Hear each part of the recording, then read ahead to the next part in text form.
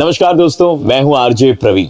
आज की कहानी है नारायण प्रिय और धन की देवी लक्ष्मी जी की, जिनका अगर आशीष होना तो इंसान आसमान की बुलंदियों पर होता है, और अगर वो बाई चांस रूठ गई तो जमीन पर भी किसी को जगह नहीं मिल पाती। तो माता लक्ष्मी के चरणों में सिर झुकाकर शुरू करते हैं हमारी आज की कहानी। लक्ष्मी जी के जन्म को लेकर के कई कहानियां प्रचलित है। सबसे पहली कहानी जुड़ी है समुद्र मंथन से। एक पुरानी कथा के अनुसार माता लक्ष्मी की कहानी ऋषि दुर्वासा और भगवान इंद्र के बीच मुलाकात से शुरू होती है। एक बार ऋषि दुर्वासा बहुत सम्मान के साथ इंद्र को फूलों की माला भेंट करते हैं। भगवान इंद्र फूल लेते हैं और उसे अपने गले में डालने के बजाय उस माला को वो अपने हाथी ऐरावत के माथे पर रख देते हैं। हाथी माला को लेकर के पृथ्वी पर फेंक देता है। दुर्वासा अपने उपहार के इस अपमानजनक व्यवहार पर क्रोधित हो जाते हैं और दुर्वासा ने भगवान इंद्र को श्राप देते हुए कहा कि जिस तरह उन्होंने अपने अभिमान में माला को जमीन पर फेंककर बर्बाद कर दिया, उसी तरह उनका राज्य भी बर्बाद हो जाएगा। दुर्वासा के श्राप के बाद इंद्र की नगरी में परिवर्तन होने लगे। देवता और लोग अपनी शक्ति और ऊर्जा खोने लगे। सभी वनस्पति, पेड़ पौधे वगैरह मरने लगे। उस समय देवताओं और दैत्यों ने अमृत के लिए समुद्र मंथन का आग्रह किया और उस समुद्र मंथन में माता लक्ष्मी निकल कर आई। लक्ष्मी माता का स्वरूप इतना सुंदर था कि सभी देव और दैत्य उनकी तरफ खींचे चले आए। ऐसे में दैत्यों ने उन्हें पाने की बहुत चेष्टा की, पर माता ने स्वयं की सुरक्षा के लिए खुद को पालनहार भगवान विष्णु को सौंप दिया। उसी समय से लक्ष्मी जी भगवान विष्णु के साथ उनके अर्धांगिनी के रूप में विराजमान है।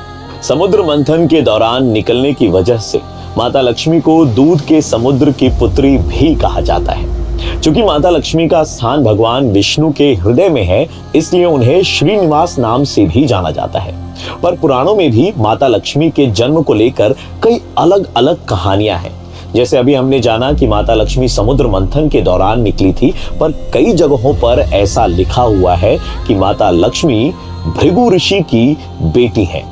एक बार की कहानी है जब लक्ष्मी जी के लिए स्वयंवर का आयोजन किया गया था। क्योंकि माता लक्ष्मी पहले ही विष्णु जी को अपना वर मान चुकी थी, लेकिन नारद मुनि भी माता लक्ष्मी से विवाह करना चाहते थे। नारद जी ने ऐसा सोचा कि अगर वो हरि का रूप धारण कर ले तो लक्ष्मी जी उन्हें वर के रूप में चुनेंगे। इसलिए हरि का रूप मांगने के लिए विष्णु जी के पास वो चले गए। विष्णु जी ने उन्हें हरि का रूप भी दे दिया। इसके बाद जब वो स्वयंवर में पहुंचे तो राजकुमारी लक्ष्मी ने उन्हें छोड़कर भगवान विष्णु के गले में माला डाल दी और उन्हें अपना पति चुना। नारद जी जब उदास होकर वापस लौटने लगे तो रास्ते में एक नदी में उन्होंने अपना चेहरा देखा, तो उन्होंने पाया कि उनका चेहरा तो वानर जैसा है। क्योंकि हरि का एक अर्थ है विष्णु और दूसरा अर्थ है वानर, इसलिए भगवान विष्णु ने उन्हें वानर का रूप दे दिया था। इस बात से नारद जी बहुत नाराज हो गए और विष्णु जी के छल को समझ गए। वो सीधे वैकुंठ पहुंचे और गुस्से में विष्णु जी को श्राप दिया कि जिस तरह मैंने वियोग सहा है, वैसे ही आप भी मनुष्य के रूप में धरती पर जब जाएंगे तो स्त्री का वियोग सहेंगे। इसलिए राम और सीता के रूप में जन्म लेकर भगवान विष्णु और माता लक्ष्मी ने वियोग सहा।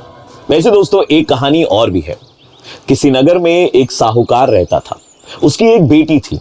वह रोजाना घर के सामने लगे पीपल के पेड़ पर जल चढ़ाती थी। उस पीपल में लक्ष्मी जी का वास था। एक दिन उसी पीपल के पेड़ से लक्ष्मी जी प्रकट हो गई और साहूकार की बेटी से बोली कि मैं तुमसे बहुत प्रसन्न हूं, इसलिए तुम्हें अपनी सहेली बनाना चाहती हूं। साहूकार की बेटी ने कहा, मुझे क्षमा कीजिए, मैं अपने माता पिता से पूछकर ही आपको बताऊंगी। उसने घर आकर अपने माता पिता से सारी बात कही और उनकी आज्ञा से लक्ष्मी जी का प्रस्ताव स्वीकार कर लिया। इस तरह वो दोनों सहेलियां बन गई। लक्ष्मी जी उससे बहुत प्रेम करती थी। एक दिन लक्ष्मी जी ने उसे भोजन के लिए बुलाया। जब साहूकार की बेटी भोजन करने के लिए पहुंची तो लक्ष्मी जी ने उसे सोने चांदी के बर्तनों में खाना खिलाया, सोने की चौकी पर बैठाया और उसे बहुत कीमती रेशमी कपड़े ओढ़ने और पहनने के लिए दिए। इसके बाद लक्ष्मी जी ने कहा कि कुछ दिन बाद मैं तुम्हारे यहाँ आऊंगी। साहूकार की बेटी ने हाँ तो कर दी और घर भी चली आई। उसने जब सारी बात माता पिता को बताई तो वो बहुत खुश थे, लेकिन बेटी कुछ सोचकर उदास होकर बैठ गई। जब साहूकार ने इसका कारण पूछा तो उसकी बेटी ने कहा कि लक्ष्मी जी का वैभव बहुत बड़ा है, मैं उन्हें भला कैसे संतुष्ट कर सकूंगी। यह सुनकर पिता ने कहा कि घर की जमीन को अच्छी तरह लीपना और फिर अपनी पूरी श्रद्धा से रूखा सूखा जैसा भी हो भोजन बनाना और उसे बहुत प्रेम से लक्ष्मी जी को खिला देना। पिता की बात पूरी हुई और उसके बाद वहीं से एक चील उड़ता हुआ आया और बेशकीमती नौलखा हार साहूकार के आंगन में गिराकर चला गया। यह देखकर साहूकार की बेटी बहुत प्रसन्न हुई। उसने पिता की बात मानी और घर को सुंदर तरीके से सजाया, जमीन की सफाई लिपाई की और चील ने जो हार उनके घर में गिराया था उसे बेचकर लक्ष्मी जी के लिए अच्छे भोजन का इंतजाम किया। उन्होंने सोने की चौकी और रेशमी दुशाला खरीदा। जब लक्ष्मी जी घर पर आई तो साहूकार की बेटी ने उन्हें सोने की चौकी पर बैठने को कहा। इस पर लक्ष्मी जी ने कहा, इस पर तो राजा रानी बैठते हैं और मैं आपकी सहेली हूं। इतना कहकर वो जमीन पर बैठ गई और बड़े प्रेम से उन्होंने भोजन किया।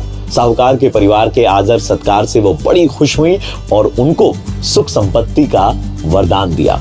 माता लक्ष्मी ने जन कल्याण के लिए सभी युगों में अलग अलग अवतार लिए हैं। ऐसा माना जाता है कि जब भी भगवान विष्णु ने पृथ्वी पर अवतार लिया है तो उनके साथ उनकी पत्नी के रूप में माता लक्ष्मी भी विराजित हुई हैं। सतयुग में भगवान विष्णु ने श्री राम का अवतार लिया, तब उनकी पत्नी के रूप में माता लक्ष्मी ने सीता का अवतार लिया। उसी युग में परशुराम की पत्नी धरणी के रूप में माता लक्ष्मी ने जन्म लिया। द्वापर युग में माता लक्ष्मी ने कृष्ण की पत्नी रानी रुक्मिणी के रूप में अवतार लिया और हरि की पत्नी पद्मा के रूप में भी उनका अवतरण हुआ। इस प्रकार माता लक्ष्मी के जन्म की कहानी अतुलनीय है और उन्हें सदैव धन की देवी के रूप में ही पूजा जाता है। लक्ष्मी जी को अक्सर कमल के फूल पर बैठा या खड़ी एक सुंदर स्त्री के रूप में चित्रित किया जाता है, जो पवित्रता और ज्ञान का प्रतीक है। उन्हें अक्सर एक हाथ में कमल का फूल और दूसरे हाथ में सोने का सामान लिए दिखाया जाता है, जो धन और समृद्धि का प्रतीक है। हिंदू धर्म में लक्ष्मी को धन और सौभाग्य की देवी के रूप में पूजा जाता है और उन्हें अपने भक्तों के लिए समृद्धि, सफलता और खुशी लाने वाली देवी माना जाता है। तो हम सब पर माता लक्ष्मी का आशीष सदा बना रहे। इसी मनोकामना के साथ में आज की कहानी यहीं पर खत्म करते हैं। जल्द मिलते हैं अगले एपिसोड में। तब तक के लिए जय लक्ष्मी माता। चैनल नया है इसलिए इसे सब्सक्राइब जरूर करें एंड हमें जरूर बताएं कमेंट सेक्शन में कि ये कहानी आपको कैसी लगी।